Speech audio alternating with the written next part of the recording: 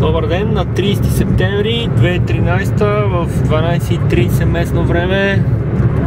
Току-що напуснахме град Маратон от Флорида Кейс и се движиме по най-дългия мост тук, който води към Ки Уест. Той му викат 7 Mile Bridge, 7 мили е дълъг, значи около 11 км. Тук в дясно се вижда стария мост, който е бил.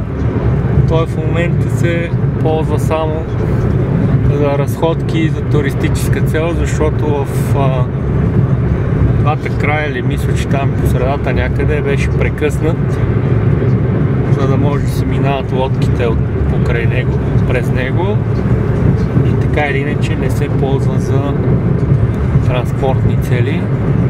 Тук има едно островче в момента.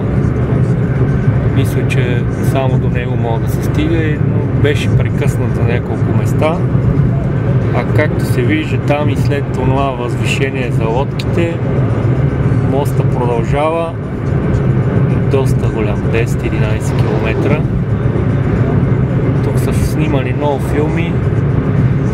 Помня с Шварценегер, с кой ли не, там са едни самолети по тия мостове, се взривяваха, гониха и така нататък.